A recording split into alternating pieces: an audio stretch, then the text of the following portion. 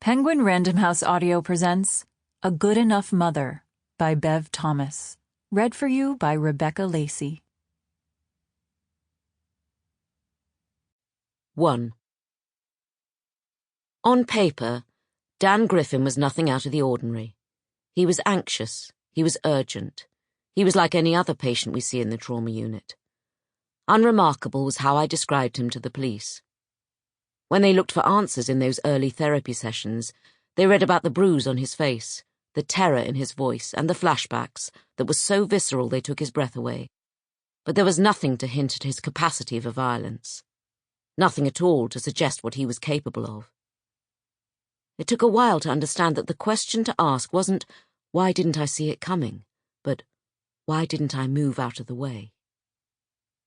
It's a Friday afternoon in April when I see Dan for his first appointment, at the end of a difficult week, an onslaught of new referrals, an email about budget cuts, and then, that morning, the unexpected phone call about the death of a patient, Alfie Burgess. The hospice nurse is kind as she tells me what happened. Peaceful, she says, and surrounded by family. Then some other things I don't hear. You'll let the team know, is how she ends the call. Of course it should be me as head of department to tell them all, and in the past I'd happily rise to such leadership requests. It was something I was good at, competent, capable, and in control, spreading my arms wide to contain the distress of the department.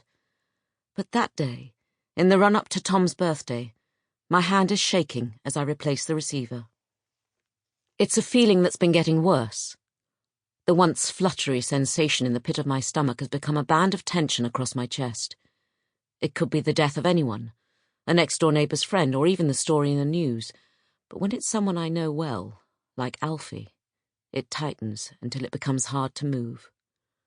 There's never a picture or image that forms in my head, just a creeping sense of dread about Tom. I try to focus on Alfie, on how I will tell the team, but my body is rigid like it's gone into hiding. Tom's birthday has become an obsession. I knew it would. It did last year. Lately, almost any event can serve as a marker of time. The first autumn leaves, the first dusting of frost, or the first smudge of purple and yellow crocuses. All small signs that the world is turning without him. But the day of his birthday. What mother doesn't want to transport herself back to the glorious cocoon of that moment, whatever the age of her child? There's a nervous kind of anticipation that I know will come to nothing. The date will come and go without him. The balloon of hope will deflate, and sometimes the sheer effort required to pump myself back into shape simply feels too much. I've had days like this before, and I know it will pass. However, for the moment, I am too full of it. If it was anyone else, any other member of my team, I'd tell them they shouldn't be at work. Go home, I'd say. Be kind to yourself. For obvious reasons, home is the last place I want to be. That day, I am like an overfull bath. Drip, drip, drip. I feel heavy with the weight of it, as if one small request will send me sloshing and spilling out all over the floor. And yet, still I hold up my hand for more. Another referral, an extra supervision group, a paper to present at a conference. Yes, I'll do it, I hear myself say. And I do it in the hope it'll fill the void. I'm not making excuses, there are no excuses, but my state of mind on the day I first meet Dan Griffin cannot be denied. After the phone call, I sit at my desk for a while. I think about imparting the news about Alfie, and I know exactly how it'll go. There will be grave faces, sadness, tears, hushed tones and hugs. We will make tea and remember him, his cheery, "What's up?" when he arrived at reception. Our thoughts will be with his parents, their quiet-spoken dignity. Together, we will rage against the injustice of it all. We will remind ourselves that he was ill, that porphyria was a degenerative condition, that he defied all expectations. He did so well, we'll conclude, considering. Beneath all the camaraderie and commiseration, there will be an undercurrent of competition. Who knew him best? Who's entitled to grieve the most? We will think about how long he'd been coming to the department for his needle phobia, on and off for more than 8 years, maybe more. I remember telling Tom about him once. No names, of course, but in the face of his own nightmares, it was an attempt to normalize his fears. I remember how he sat wide-eyed as I told him about Alfie's panic and what we did to help him. "You see," I said, stroking his hair, "everyone has worries." We will recall how well Alfie seemed the last time he came in.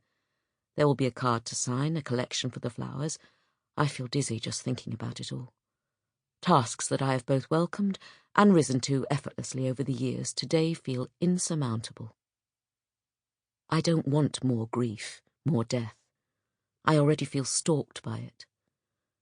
I want to put the phone down and pretend it hasn't happened, but I can't do that. It falls on me, Ruth Hartland, director of the trauma unit. I am in charge. It says so on my door.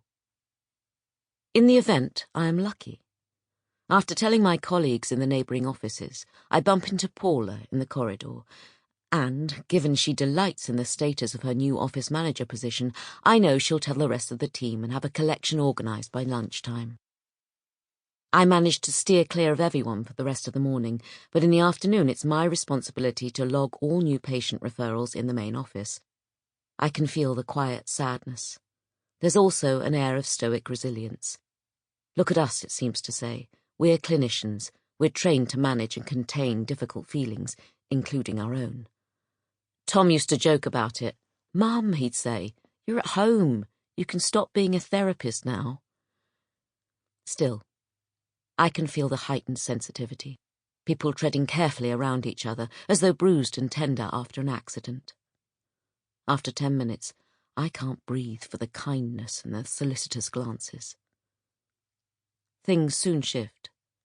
Death makes us selfish, and eventually it pushes everyone inwards to reflect on their own lives and families. For once, I am grateful for Paula, who always speaks with flourish on behalf of the team. She glances up from her paperwork. "Makes you think about what we take for granted," she says, looking around at everyone. "I just want to get home and give my kids a hug." She wraps her arms around her waist and gives herself a squeeze. I'm sure we all do. I don't say anything. I don't call her to one side, remind her about Eve, who has no children and wishes she had. I just smile and nod.